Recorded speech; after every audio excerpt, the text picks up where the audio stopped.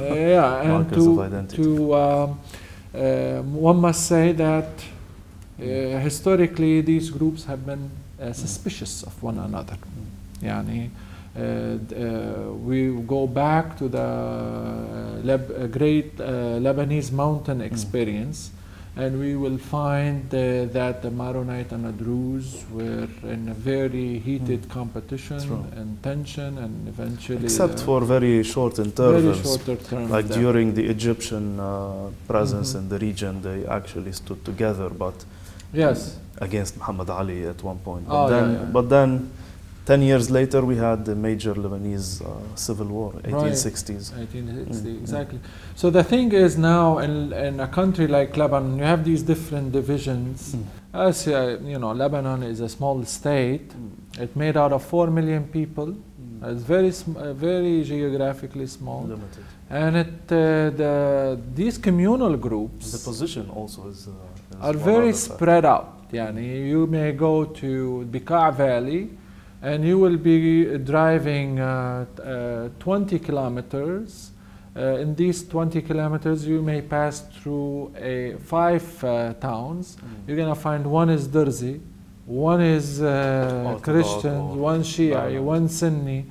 So these, the geographic mix of sectarian groups in Lebanon makes it very impossible to separate the communal groups into different states. Is this a problem on its own, or just given external interference, it becomes a problem? No, I'm saying why we have consociationalism in Lebanon. And this is the reason. Because these groups are not separated regionally. They don't have their own autonomous areas to say, okay, let's either separate or establish at least a federation.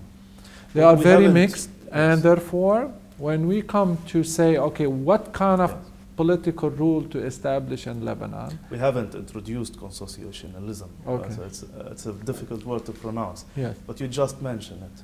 Yes. What is it? So consociationalism becomes the alternative formulation of political power for groups who cannot be separated, neither into separate states or to establish a federation, because they are geographically intermixed in different areas. The region is small.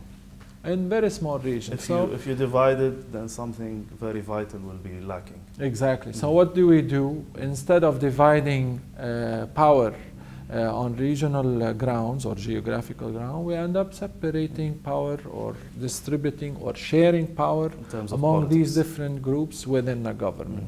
So the share is political rather than, or the share is in terms of the political jurisdiction, not on the terms of grounds. Exactly. It is not geographically divided.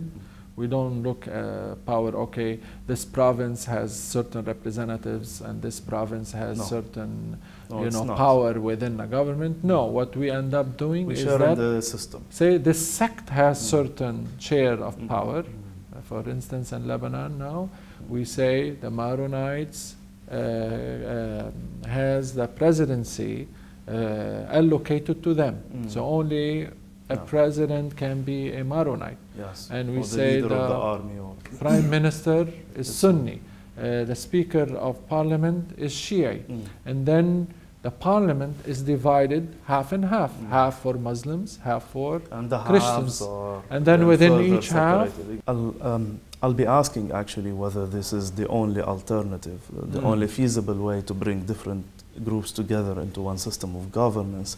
But it has been always to my mind that this consociationalism is something typically Lebanese, which is not a good thing to be nowadays, especially. But it has no system to it. I didn't think of it as something which can be theorized or.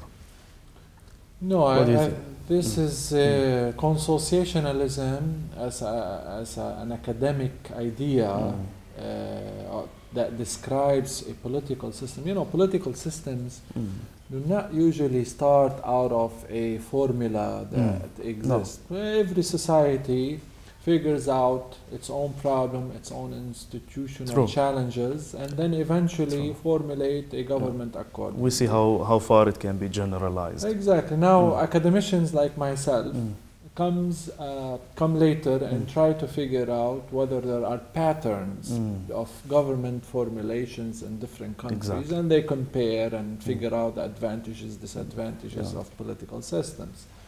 Now, the Lebanese experience emerged not as a unique, actually, when an academician, his name Arend Liphart from Netherlands, started to study different political systems. He found out that Lebanon is similar to Belgium, for instance. When was he his first writing about consociationalism, he's the one who came up with who coined the term, this description and defined what consociationalism means and how to apply it. So when we used the term in Lebanon, we were referring to him, our politicians, when they say democratia توافقية, I think so. They refer to him. Lately, we use it without knowing necessarily, but I mean, Arend Liphart, at least from an academic perspective, he is the person who really identified consociationalism in comparative perspective and told why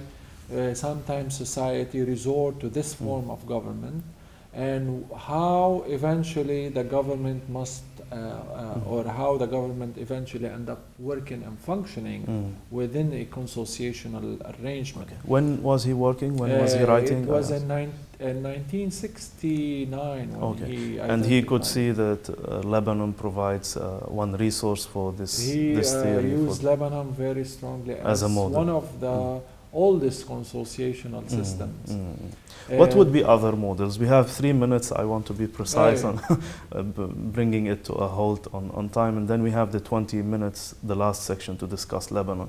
Would you say a few things about other models, perhaps, that might be interesting as well, could shed a different light?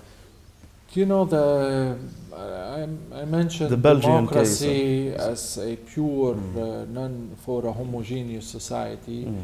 Federalism and consociationalism are recipe for heterogeneous societies. So I mean, these and with heterogeneity and federalism or consociationalism, we're talking about power sharing between either geographical sense or pure political sense. Okay.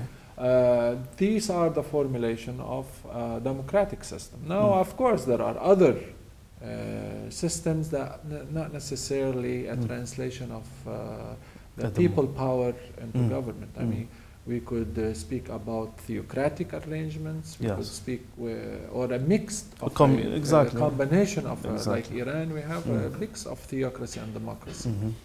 You could have a This could have been an interesting subject to discuss as well. It's very interesting. Maybe in another episode. You have constitutional monarchies in the world. Some people have preferred dictatorship at one time or another, like in Germany or Italy. Spain. Or Spain.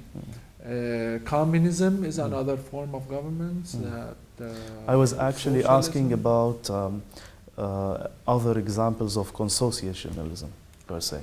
Okay, like places where you have very heterogeneous places, and then people arrive at such a I mean, if we want to compare now Lebanon to a very modern consociational development, Iraq comes in to mind. Iraq is a mix, federal and consociational. Here you have it, it's a mixed. I mean, constitution says it's federal, and you have Arab Kurd Federation. Kurdistan has very much its own, or the Kurdish provinces, its own autonomy, its own even police force, its own parliament, own election, and so forth. Own economy. And then, as a federation, we bring together the Arab provinces. With earlier models, what would be an earlier example? You know, in Europe we have Belgium. We mentioned Belgium as very old model. One can speak about pseudo-consociationalism, meaning that there are some kind of consociationalism.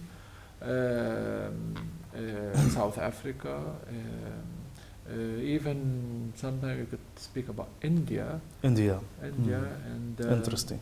You know, we could.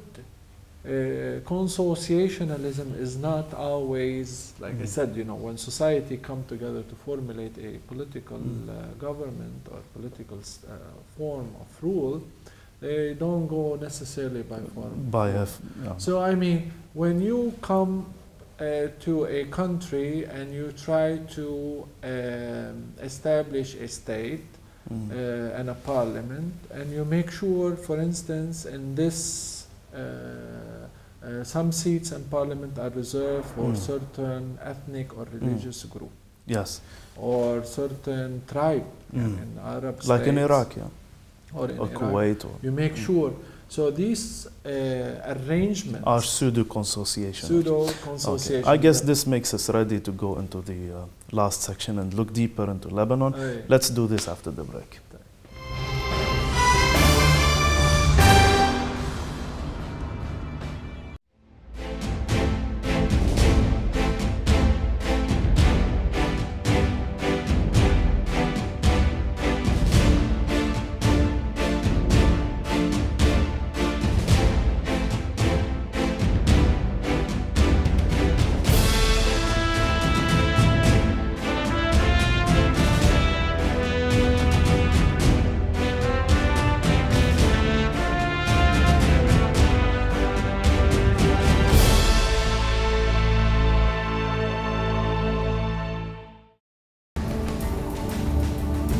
The crisis of capitalism, the European impasse, the energy shortages, the emerging power of Asia, the economic power of the Arab world, the economic debate, informative, revealing, and progressive. It discusses the economic event of the world. Economic debate, where the numbers reveal the truth.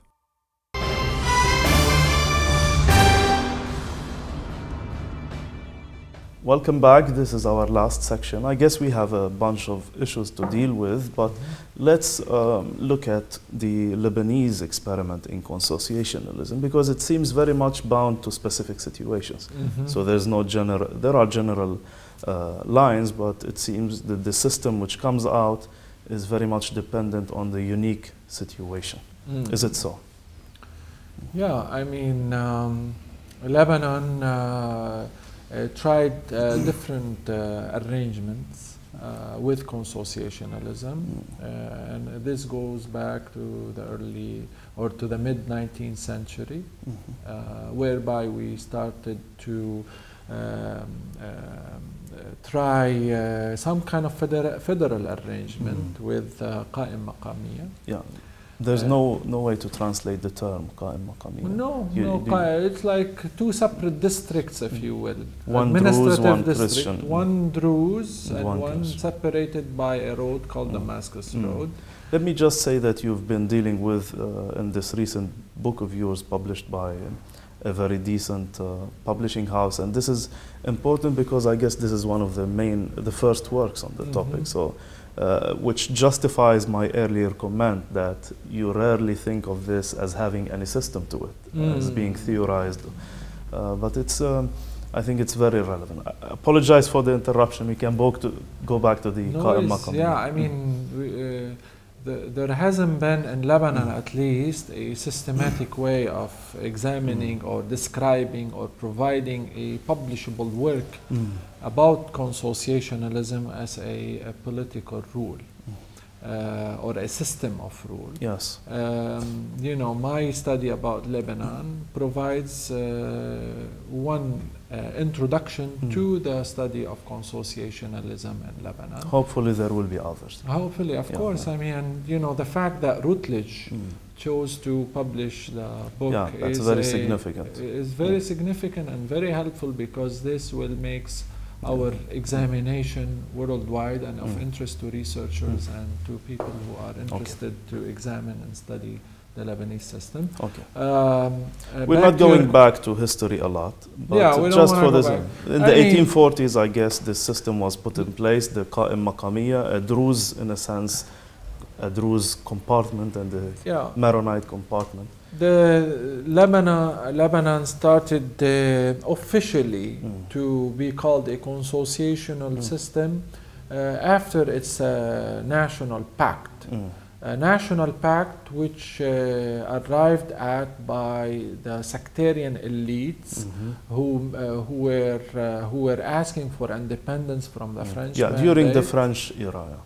Which means that we have jumped actually over two historical precedents, the Qa'im Maqamiyya and the Mutasarrifiyya at a later stage. These are old 19th century independent experiences with consociationalism.